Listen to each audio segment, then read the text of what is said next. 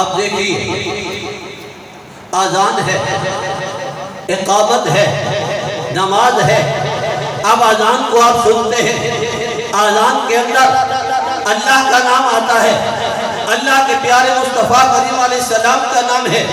ہم کلمہ طیبہ پڑھتے ہیں، کلمہ طیبہ کے اندر اللہ کا نام ہے، اللہ کے پیارے محبوب کا نام ہے۔ کلمہ شہادت پڑھتے ہیں، کلمہ شہادت کے اندر اللہ کا نام ہے، اللہ کے پیارے محبوب علیہ السلام کا نام ہے۔ ہم اقامت کہتے ہیں، اقامت کے اندر اللہ کا نام ہے، اللہ کے پیارے محبوب علیہ السلام کا نام ہے۔ ہم نماز پڑھتے ہیں، خالصتاً اللہ کی عبادت ہے۔ ہم اللہ کا ذکر کرتے ہیں، اللہ کی ثنا کرتے ہیں، اللہ کی حمد کرتے ہیں، اللہ کی بڑائی بیان کرتے ہیں، اللہ کی تسبیح کرتے ہیں، اللہ کی پاکی بیان کرتے ہیں۔ اور آخر میں ہم کیا کرتے ہیں؟ پیارے مصطفیٰ کریم علیہ السلام کی ذات پہ درود بھی بھیجتے ہیں، سلام بھی بھیجتے ہیں۔ گویا کہ نماز کے اندر اللہ کا بھی ذکر ہے، اللہ کے پیارے محبوب علیہ السلام کا ذکر موجود ہے۔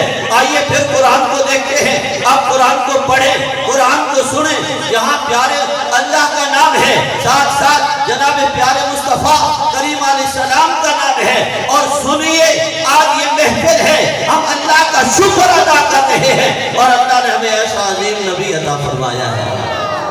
سیدی مرشدی، سیدی مرشدی، غلام ہے، غلام ہے، غلامی رسول میں۔ اور سامعین وقار، آخری بات سماعت فرمائیے، ہم دعا مانگتے ہیں، اللہ سے دعا مانگتے ہیں، اور رب کائنات نے یہ اعلان فرمایا، ادعونی استجب لکم، کہ تم مجھ سے مانگو، میں تمہاری دعا قبول کرتا ہوں۔ اب میرے آقا رحمت دو عالم سرور کائنات علیہ الصلوۃ والتسلیم فرماتے ہیں، اب جو دعا مانگتا ہے کس سے مانگتا ہے؟ رب سے مانگتا ہے۔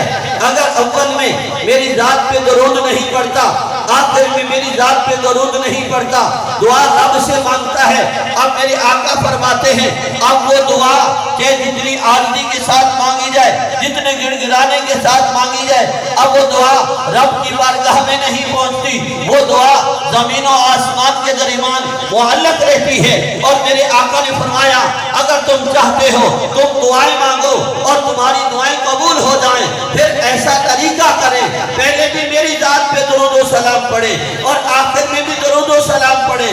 جب درمیان میں رب سے جو دعا مانگو گے، اس درود کی برکت سے رب کائنات تمہاری دعاؤں کو قبول فرما لے گا۔ تو ہمارے بہت سارے مہمان ہیں، آج کی اس بزم کے اندر حاضری ہی مقصود تھی۔